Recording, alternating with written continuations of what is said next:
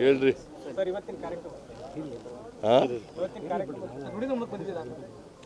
ಇವತ್ತು ಶಾಮನೂರು ಶಿವಶಂಕರಪ್ಪನವರ ಶಿವಗಣ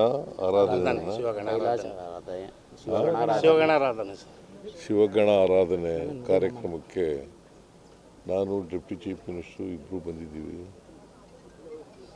ಭಾಗವಹಿಸ್ತಾ ಇದ್ದೀವಿ. ಆಮೇಲೆ ನುಡಿ ನಮನನ್ನು ಇಟ್ಕೊಂಡಿದ್ದಾರೆ. ಹೌದು ಸರ್, ನುಡಿ ನಮನ ಜೊತೆಗೆ ಇಟ್ಕೊಂಡಿದ್ದಾರೆ, ಅದರಲ್ಲೂ ಕೂಡ ಭಾಗವಹಿಸ್ತೀವಿ.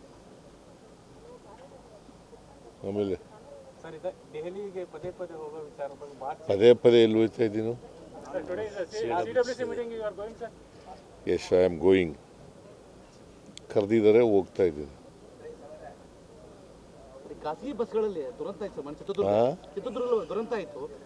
ಡೀಸೆಲ್ ಎಲ್ಲ ಕ್ಯಾರಿ ಮಾಡ್ತಾರೆ, ಟೈರ್ಗಳನ್ನ ಕ್ಯಾರಿ ಮಾಡ್ತಾರೆ, ದುಡ್ಡಿನ ಅದಕ್ಕೋಸ್ಕರ ಹೆಚ್ಚು ಬ್ಯಾಗ್ಗಳನ್ನು ಹಾಕೊಂಡು ಹೋಗ್ತಾರೆ ಪ್ರಯಾಣಿಕರಿಂದ ಹೆಚ್ಚಾಗಿ. ಇಲ್ಲ ನೋಡ್ರಿ, ನನಗೆ ಪೊಲೀಸ್ನವ್ರ ಜೊತೆ ಮಾತಾಡೋದಕ್ಕೆ ಗೊತ್ತಿರೋ ಮಟ್ಟಿಗೆ ಇದು ಟ್ರಕ್ಕು ಓಡಿಸ್ತಿದ್ನಲ್ಲ ಆ ಡ್ರೈವರ್ದು ತಪ್ಪು ಅಂತ ಅಂದ್ಕೊಂಡಿದ್ದೀನಿ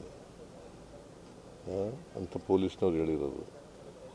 ಯಾಕಂತಂದರೆ ಒಂದು ಸೈಡ್ನಲ್ಲಿ ಬರಬೇಕಾಯ್ತು, ಮಧ್ಯದಲ್ಲಿ ಮೀಡಿಯನ್ ಇತ್ತಲ್ಲ, ಆ ಮೀಡಿಯನ್ ದಾಟಿ ಈಚೆಗೆ ಬಂದು ಹೊಡೆದಿರೋದು ಬಸ್ಸಿಗೆ.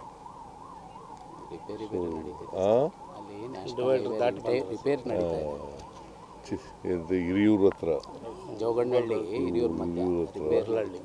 ಸೊ ಹಾಗಾಗಿ ಪಾಪ ಹೆಣ್ಮಕ್ಳು 4 ಜನ, ಒಂದು ಮಗು, ಡ್ರೈವರು, ಲಾರಿ ಡ್ರೈವರು ಅವ್ರು ಸತ್ತಿದ್ದಾರೆ.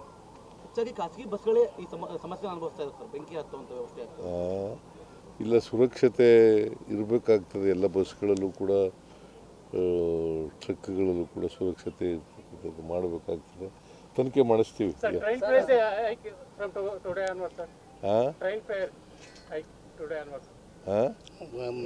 ರೈಲ್ವೆ ದರ ಏರಿಕೆ ಮಾಡಿದ್ದಾರೆ, ಪ್ರಯಾಣ ದರ ಏರಿಕೆ ಮಾಡಿದ್ದಾರೆ ಇವತ್ತಿನ. ಅವರು ಇದನ್ನು ಮಾತಾಡಲ್ಲ, ಬಿ ಜೆ ಪಿಯವರು, ಕರ್ನಾಟಕದ ಬಿ ಜೆ ಪಿಯವರು ಬಸ್ಸಿನ ದರ, ಆಮೇಲೆ ರೈಲ್ವೆ ದರ ಏರಿಸಿದಾರಲ್ಲ, ಇದ್ರ ಬಗ್ಗೆ ಮಾತಾಡಲ್ಲ.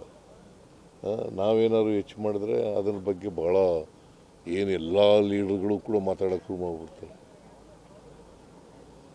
ನಿಮ್ಮ ಕುರ್ಚಿ ಗಟ್ಟಿ ಐತಿಲ್ಲದ್ರ ಬಗ್ಗೆ ಭಾಳ ಚರ್ಚೆ ಮಾಡ್ತಾರೆ. ಅದನ್ನ ಬಿಟ್ಟು ನೀನು ಬೇರೆ ಬೇರೆ ಕೇಳೋದಕ್ಕಾಗಲ್ವಾ? ನಾನು ಅದಕ್ಕೆಲ್ಲ ಉತ್ತರ ಕೊಡಲ್ಲ.